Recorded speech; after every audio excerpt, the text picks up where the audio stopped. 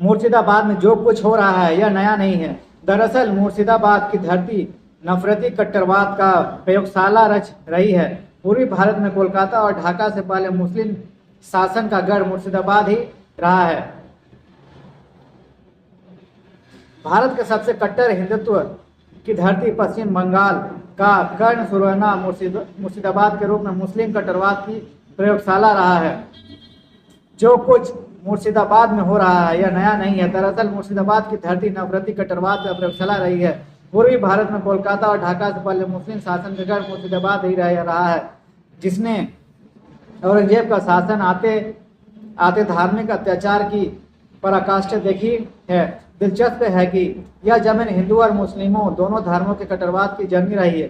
पहले पूरी पाकिस्तान और फिर बांग्लादेश के रूप में भारत का विभाजन इसी की देन रही है। मगर हिंदुओं को यह जानकर हैरानी हो कि इस्लामी कट्टरपंथ की स्थापना इस धरती पर कोई बाहरी मुस्लिम शासक से नहीं बल्कि हिंदू शख्स सूर्य नारायण मिश्रा उर्फ मोहम्मद हादी उर्फ कुली खान ने की थी। अब कैसे बना मुर्शिदाबाद? मुर्शिदाबाद में इस्लामी कट्टरता कोई नया नहीं है। दरअसल बंगाल में इस्लाम को मजबूत करने के लिए कालांतर में बांग्लादेश बनने तक के पीछे मुर्शिदाबाद का इस्लामी कट्टरवाद रहा है। मगर हैरत की बात है कि भारतवर्ष में हिंदुत्व की सबसे मजबूत धारा को इस्लामी कट्टरवाद का गढ़ बनाने वाला शख्स हिंदू ही था, जिसने हिंदू धर्म छोड़कर इस्लाम धर्म अपनाया।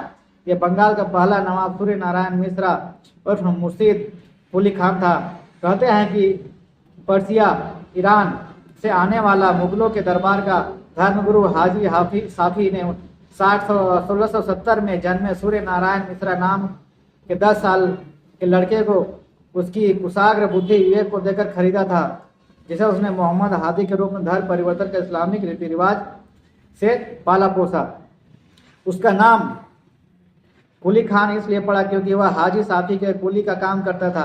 हाजी के साथ कुली खान पर्सिया चला रहा था, मगर हाजी हाफी की मौत के बाद कुली खान विदर्भ के दीवान के यहाँ काम करने लगा। विदर्भ जैसे सूखे इलाके में उसने इतना ज़्यादा लगान वसूल कर औरंगजेब को दिया कि औरंगजेब ने उसे मुगल शासन के सबसे समृद्ध सूर्य सूबे बंगाल का दीवान बना दिया। खुद औरंगजेब के बेटे और पोते इस फैसले को बचा नहीं पाए और कुली खान के खिलाफ मोर्चा खोल दिया। मगर औरंगजेब के फतवा ए आलमगिरी में दर्ज है कि कुली खान ने हिंदुओं पर जजिया कर तो इतनी कठोरता से वसूला कि उसने बंगाल में अब तक का सबसे ज्यादा कर वसूल कर औरंगजेब को दिया, जिस पर औरंगजेब ने उसे मुर्शिद की उपाधि दे दी। ढाका में वह खुद को अपने आप को असुरक्षित पा रहा था, इसलिए बिहार और उड़ीसा और बंगाल के मध्य में हुगली के तट पर उसने मुर्शिदाबाद को अपना दफ्तर बनाया और फिर 1703 में अपने नाम के ऊपर इस शहर का नाम मुर्शिदाबाद रखा। 1717 में मुर्शिद कुली खान बंगाल का पहला नवाब बन गया। कुली खान ने ब्रिटिश ईस्ट इंडिया कंपनी के साथ फ्रेंच ईस्ट इंडिया कंपनी और यूरोप के 1 दर्जन दूसरे देशों के साथ व्यापारिक संबंध स्थापित किए और मुर्शिदाबाद को एक महानगर बना दिया।